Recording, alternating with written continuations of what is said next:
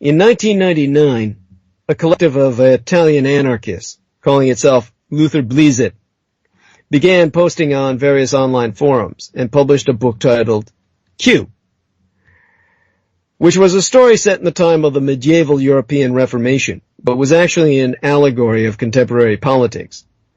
The main character is an aide to the Pope who, under the alias Q, surreptitiously prints and distributes broadsheets which help foil the Protestant efforts to undermine the Catholic Church. By 2017, the Luther Blizet collective had disbanded, and some of them had formed another group called the Wu Ming Foundation. When the Q-Anon posts began to appear, the Wu Mings thought it looked awfully familiar.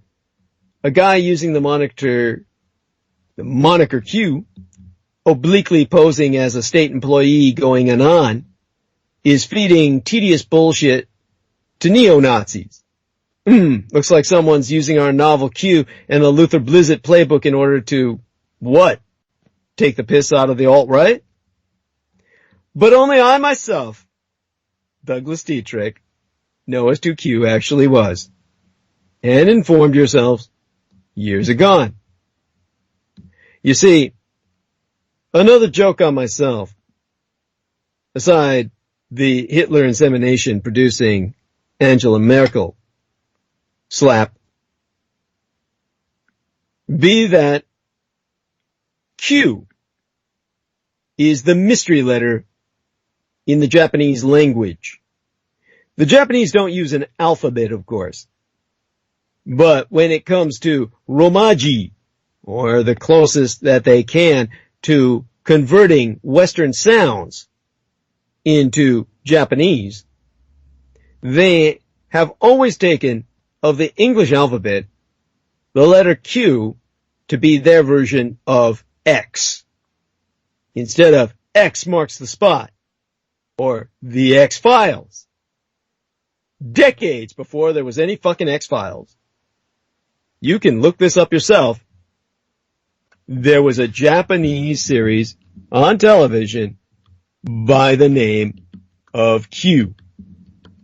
And in the series Q, that's where they introduced Ultra Q. Ultra Q, pronounced Uratora Q. It's a tokusatsu science fiction kaiju series that is made in the tradition of Toho's many tokusatsu science fiction horror films. It was produced in black and white by the Tokyo Broadcasting System, Tsuburaya Productions. Tsuburaya was the man who made the monsters. It was the first of the long-running Ultra series that would bring you Ultraman, or Ultraman. There were 28 episodes altogether, with a running time of 24 minutes only per episode. And if I remember correctly, its release was the year I was born, 1966. That's when it was released. The premiere was set back when production began in 1964, the year after my late sister was born. And the Q, the Japanese like it as the mystery letter because they know it stands for question. So it tied into another hit TBS series, Obaki no Kyutaro, an animated series based on the manga by Fujiko Fujio.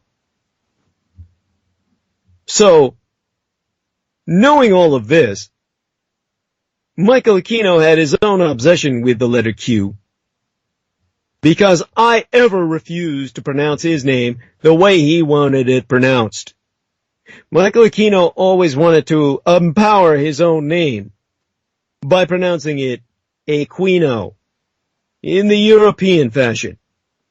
Everyone in Europe and the Philippines pronounces the Latin name Aquino like the great philosopher St. Thomas Aquinas. Now, everybody in the military of any rank in educational capacity knew that further empowering a man like Aquino was not the wise thing to do, It gave him power over yourself. And they, like the uneducated non-commissioned soldiers, sailors, and airmen who encountered Aquino, who out of their ignorance would simply pronounce his name with the K sound, Americanized as Aquino, the officers did the same. It was almost a show of passive resistance. And when anyone ever pronounced his name the way he wanted it, Aquino, everyone kind of shuddered and backed away and gave them space, knowing that this was a man who had dropped his very soul onto Aquino's lap for Aquino to sell to whatever devil or anti-God he wished to make a profit from, in return for whatever favor he needed at the time. Men like Stephen Outram, Richard K. Cole, called Michael Mr. Aquino.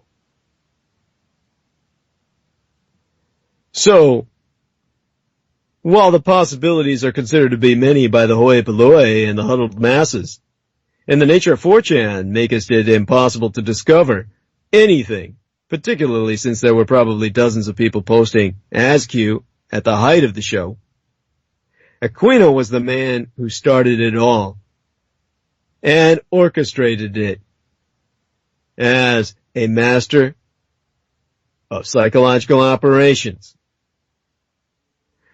So the identity which he initiated, Q for him, Q for me, in all its multiple interpretations, was eventually taken up by a group of people who saw the opportunity to run with it and have some fun by trolling the gullible. It's impossible for the average individual to even tell if any given QAnon investigator or commentator be for real at all, or be just playing along with the joke. Even the people at the Trump rallies waving Q signs could have been true believers, or just LARPs, live action role players who were hoping to push a silly internet story into the media for the ultimate Lulz prize. What be evident, however, be that with Michael Aquino incepting the operation, the QAnon roleplay was perfectly designed to appeal to the conspiracy theory fans and suck them all in before playing them like a fiddle. It had all the elements that CTers, the conspiracy theorists, love. It focused on their favorite bad guys, provided new reasons to hate them beyond reason, and also made their favorite good guy, Donald Trump, the superhero of the story. It almost never made any actual assertions, but like a newspaper horoscope, it simply offered vague generalities, cryptic breadcrumbs, and non-existent dots for the CT fans to interpret and connect for themselves, something they always like to do anyway. And it even left an escape valve for itself. At one point, Q asserted that he was intentionally lying at times, since disinformation be sometimes necessary. The result was a perfect CT bubble in which people could project whatever they wanted to believe into the conspiracy. Anything that happened anywhere could, with sufficient interpretation, be fitted into the grand conspiracy theory, the GCT, and even disinformation, which turned out to be completely wrong, and there was a lot of it, actually proved that the CT was true. For the crackpots, the entire QAnon adventure was a perfect trolling trap, and they fell for it hook, line, and sinker. And due to Aquino's masterful manipulation, they still to this day push all the bullshit that Angela Merkel be Hitler's daughter by artificial insemination, a direct slap in the face to Douglas Duane Dietrich, and in mine own origins. And that Hillary Rodham Clinton be a human trafficker of historic proportions, a falsehood beyond belief in the most literal sense. And this from myself, who was in a very real sense victimized by Hillary Rodham Clinton and her husband via the Hillary Bloodgate scandal. I've exposed myself over multiple transmissions, including recent ones. Do review them all.